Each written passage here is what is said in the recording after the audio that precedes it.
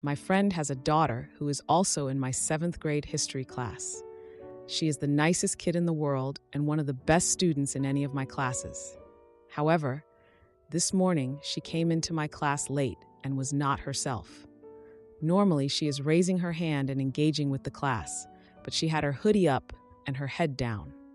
She was holding her arm to the side and looked to be in pain. Halfway through class, I walked by her desk to check on her, and she looked up at me and had tears in her eyes. I brought her outside my classroom and asked her what was wrong, but she was not responding, but she started crying even more. After a couple more minutes of reassurance, she finally opened up.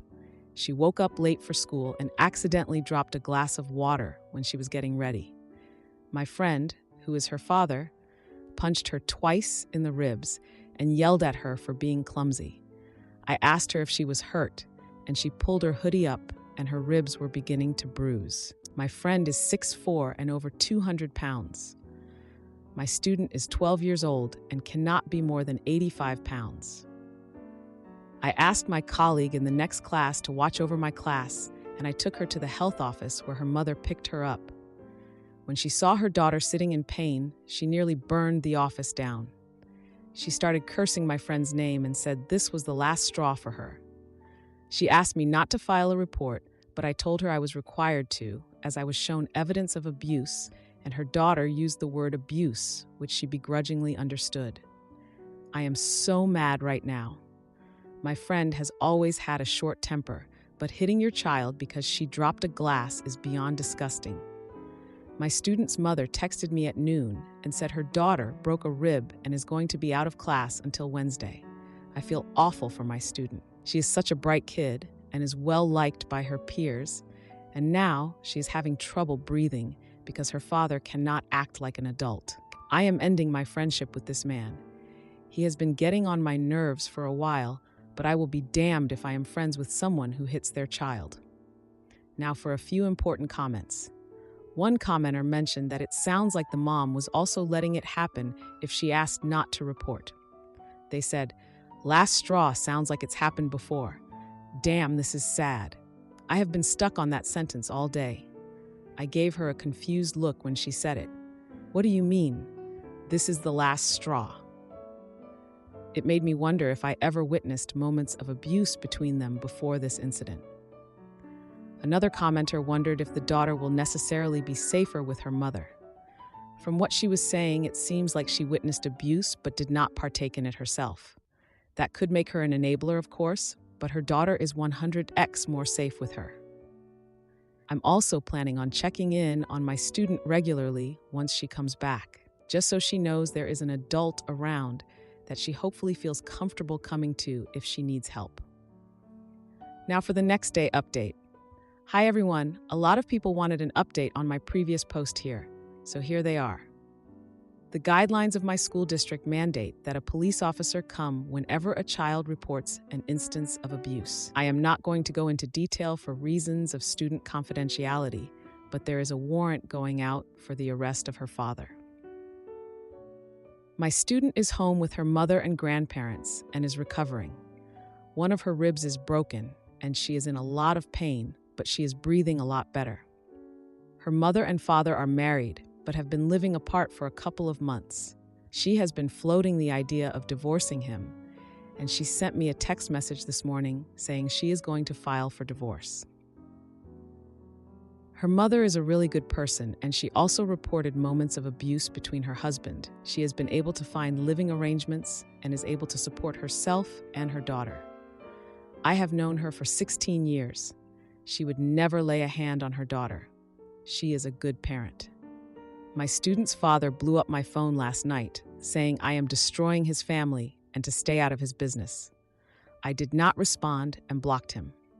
My student's mother walked into my classroom after school today to pick up any assignments for her daughter. She thanked me for reaching out to her daughter and said I saved her daughter and herself from a lifetime of abuse. She handed me a note and said her daughter wrote it. I read it when she left and started to cry. My student thanked me for recognizing that she was in pain. She felt comfortable talking to me since she has known me her entire life and knew I would act if she told me she was in danger. She called me her favorite teacher and said she will be prepared for class when she returns. I pray she fully recovers and is not deeply traumatized by this event. She is a good kid and needs to be loved and cared for by people who appreciate her. Her father was arrested this morning. He is no longer a threat right now. He did admit to driving by my apartment complex last night. I might have dodged a major bullet by leaving town for the weekend. I can relax a little bit. So can my student and her mother. Thank you for everyone who supported me through this situation. If you are being abused, please tell a teacher or counselor if you are in school. I understand that it is difficult to talk about such a topic, but we are here to help you. I know there are situations where some teachers do not assist the student, but please give yourself the chance to be helped. It can mean the difference between a lifetime of danger or the ability to escape your situation. Now for a few more comments. One commenter asked, "Why did the mother initially ask you not to file a report? If she took her daughter to the hospital and they suspected child abuse, then they would have had to report it too. She was afraid of her husband retaliating against her or her daughter." It's an unfortunate situation to be in. People who are in hurtful relationships will put up with it, but many will drop everything if they see their child receiving abuse. It's a terrible cycle to go through. Now for the 8-day update. My student came back to class today. She was out all week with a broken rib after her father hit her. She was supposed to come back on Wednesday, but she wasn't ready, so they waited until yesterday. She walked into class with the biggest smile in the world. Her arm was in a sling, but she was not taking any deep breaths like she was last weekend. She sat down and participated in the class like nothing happened. She's so cool. After school, she walked into my classroom and handed me a note and an envelope. In the envelope was a gift certificate to a nice Italian restaurant from her mother. She told me to take my girlfriend and daughter out to dinner this weekend. The note was her thanking me for recognizing she was in pain and acting on it. She knew she could trust me, and my actions went a long way for her, knowing she can go to someone she trusts if she is in distress. She wrote me a similar letter last week, but it was her reiterating what she said. She gave me a hug and left, and I closed the door and cried a little bit. She is very strong for a 12-year-old. I can tell this event is not going to affect her greatly. Her mother is working harder to be open with her, and she has a good family support system. Her father is in jail and will be for a long time. She's a special kid. She is by far my favorite student. I have been teaching middle school history for the past 14 years, and I feel like I have reached the point where I need a new challenge. Teaching the same course for nearly 15 years has worn me out, and I decided I want something else. I applied for a position at a high school in my district where I taught for the first 5 years, and today I received the phone call that I got the job. I will be teaching U.S. history to 11th graders, and I am honestly excited. They want me to take over the AP United States History course in the future, which I am okay with. The new curriculum and scene are enticing to me, and I feel like I will be able to be myself in my new classroom. I will miss my colleagues and my students. There is a chance I will be their teacher again in the future, but that is not going to be for a while. This year was the most eventful year of my career, dealing with bomb threats, school shooting threats, a 15-person fight in a nearby classroom that spilled over into my classroom, and an incident where I reported a parent for child abuse has worn me down. I love this school, but I want to move on to the next phase of my life. I plan on proposing to my girlfriend this summer. We want to have another child and finally buy a house. We both will receive raises this year, and I genuinely believe she is the one I want to spend my life with. I am thinking of coaching baseball again if my schedule allows for it. I am happy. My life is busy, but I feel like I am building a good life for myself. Am I the idiot for refusing to cover my ex-boyfriend's rent after he was kicked out for racist jokes? My boyfriend and I are high school sweethearts and share an apartment with his brother Finn. Finn has been seeing a woman named Bonnie for the past 3 months. They met over Tinder, and with certain restrictions lifting, we're finally getting to spend time with her in real life. She's a really great person, and she and Finn are stupidly into each other. Like, accidentally finishing each other's sentences in love, staring at each other with big gooey eyes in love. It's kind of gross, but kind of sweet. A couple of days ago, I noticed that my boyfriend Jake has been acting weird. He's been a lot quieter and a bit colder to me, going to bed early, getting up late. I tried to kiss him, and he turned away. Yesterday, when Finn was out, I asked what was up with him. He started off kind of hostile, but when I said that I was really feeling hurt, he blew up. Summarized, he told me that he was rethinking our entire relationship after listening to his brother talk about Bonnie. He said that Bonnie asked for Finn's preference when she cut her hair and didn't get bangs when he said he thought they looked stupid, whereas I got a pixie without asking Jake what he'd think first. He said that Bonnie gave Finn a blowjob every night before bed and one every morning when he woke up. While I don't really like oral, giving or receiving, he said I never offered to give him massages or pack his lunch. For clarification, I do things for him all the time, but we've never been lovey-dovey. We don't even celebrate Valentine's Day, his suggestion. We both always agreed it was stupid and unrealistic. In fact, we always used to make fun of people for being sappy and definitely gave Finn hell for a bit over being so gooey. He was crying by the end of it, saying that he felt sick over missing out on someone who would love him that much. I said I loved him, but he didn't want to hear it. He started gagging and threw up a little bit because he was crying so hard. I didn't know what else to do, so I got him some water and went to bed. I went to work early, and I've been hanging out at a coffee shop, but I have to go home soon. I have no idea where to go from here or what to say to him. I don't even know if we're still together. Help? Just with all of this. Now for a few important comments. One commenter said, "In a million years, I would never be able to look at my partner again if they said something like this to me. I'd be out the door for good." Another added, and then started crying so much they threw up. No thank you. That kind of entitlement and immaturity is a boner killer. Then someone else commented, "He sounds like a grown-up version of Eric from South Park." Now for the update 3 days later. Sorry I didn't respond to anyone's comments. I went home after posting, and by the time I logged back on to Reddit, the post had been locked. A few of you asked for the update, so here it is.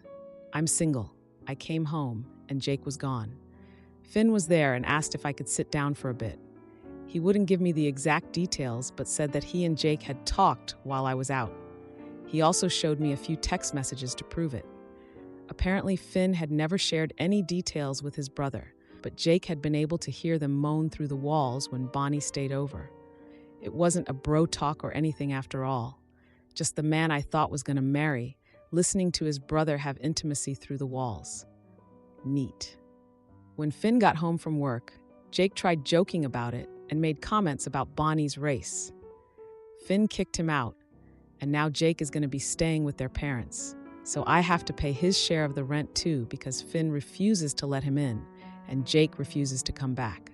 Double neat. A few people had questions, so here we go. Did Jake ever mention wanting romantic gestures? No. We actually got together because we were the only goths in school. We bonded over being against lovey-dovey stuff like that. We grew out of the edgy phase. But yeah, he always was firm he hated Valentine's Day and women who needed roses or gifts to feel loved. Has he ever done anything like this before? Now that I think about it, yeah.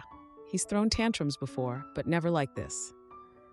Things like carry-out orders for getting his side dishes or stores running out of his favorite items always made him really emotional. Why don't you like oral? Bad incident involving Jake's braces left me with some scarring down there. He liked deep-throating. 0-10.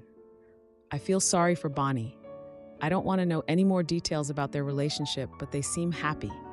They work at the same high-intensity job, think physical trainers or OT. So she packs meal-prepped bento boxes for him and herself. Finn buys her flowers, fixes her car, goes over when spiders get into her apartment. Like I said, they're cute. Now for a few more comments. One commenter said, "I'm the one that has to figure out how to ship 200 Funko Pops to my ex." Nope, his brother can figure that shoot out. That dude is no longer your responsibility. You also don't have to pay double rent. Jake can pay rent for a place he doesn't live in. You need to find a new place to live so you don't have to be surrounded by a reminder of your past relationship. Another commented, he had 200 Funko Pops. It was doomed from the start. Am I the idiot for confronting my boyfriend about his bizarre bathroom butter rituals? My 24F boyfriend, 30M, keeps disappearing into the bathroom for an hour or more with a stick of butter, and the butter is gone when he finally comes out. I have been dating my boyfriend for 2 years, and we finally moved in together. Ever since we moved in, I have seen a new side of him. It's a very odd issue, and I can't wrap my head around what to do. At first, I started to notice butter was disappearing quickly. I assumed maybe I lost track of how much we had, or maybe he was cooking when I wasn't around, I don't know. But one night, a few weeks ago, I saw him try to stealthily take a stick of butter from the fridge, which I pretended not to notice, and he took the butter with him into the bathroom. Now, I have noticed my boyfriend spending an hour or more of time in the bathroom since we moved in, but I never saw him take the butter before. I was so confused. When he came out of the bathroom about an hour later, I saw no sign of the butter, but I also saw he did not put the butter back in the fridge. It was gone. I tried to subtly keep an eye on him, and over a week he did this 3 separate times, and each time a stick of butter disappeared. Finally, I said one day, "Where did all our butter go? I hardly used any this week, and it's gone." He pretended to not know and said maybe we had forgotten to buy it. I said no, we had 4 sticks before. Now they are gone. He just acted like it was a mystery and said, "Guess we should order up some groceries." By now, I was getting very confused, so I ordered groceries and made a point of saying, "Good to finally have 4 sticks of butter. This should last us quite a while." He made no comment. On the first 2 days, whenever I used a small amount of butter, I would remark about how much butter we had left. Finally, one day I saw him do it again. He took a stick of butter into the bathroom, was gone for an hour or so, and came back with no butter. I couldn't believe it. So when I made dinner, I acted shocked that 1 stick of butter was gone. He said maybe we only had 3, but he knew I'd been making a point of it. The very next day, another stick of butter gone.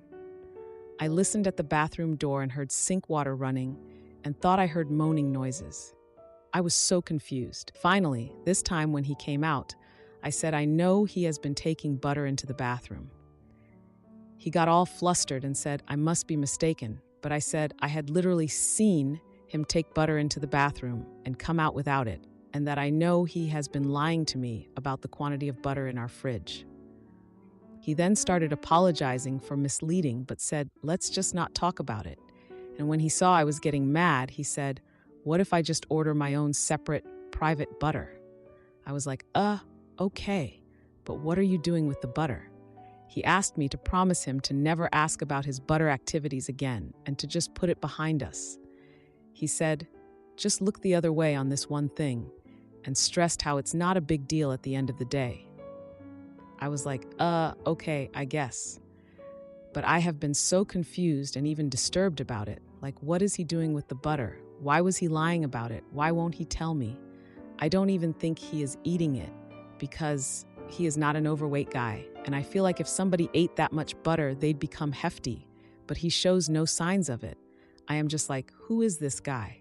Am I overreacting? It is just so odd. I see him in a different light and am not sure what to do. Should I just ignore it? Now for some top comments. One commenter said, "Okay, what the frick?" Another replied, "Butter is the frick." Then another commenter added, "I love that he acted like buying his own butter would fix the issue." Someone else responded, "The phrase private butter really sent me. This is where this woman's boyfriend draws the line."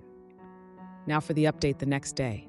This morning I said, "Look, yes, you should buy private personal butter for your activities." But I said, "I need to know what you do with the butter." He got very quiet and then said, "Fine, I'll tell you just this once." And he told me. He told me everything. I was so mortified and confused. I cannot tell you what it is, but I will say it is a sensual activity. Extremely sensual. It is definitely an inappropriate use of butter. I cannot even type what it is due to how graphic it is. On one hand, it's just butter, but on the other, I can no longer see him the same way. I am staying at my parents'. To make matters worse, a friend of his found my other post and sent it to him saying, "Lol, this must be about you." I guess he used to do it in college too, and he is furious. And now other people I know in real life know what he does with butter. He is angry at me for exposing his butter-based proclivities. Now, I have probably ruined my relationship, and everyone knows my business, causing me shame and humiliation. I can't believe what he does with butter, though, and I don't think I can be with somebody who does things like that. I consider it a momentous mistake for me to have ever confronted him about it. This is my mistake, because I can never unknow what I know. Now, for a relevant comment, one commenter asked, "What is it?" He shoves the butter up his butt. He uses it like a butt sex toy until slightly melted, then licks it, then back inside the butt, and repeat the process until the butter's gone. What does he do with the butter?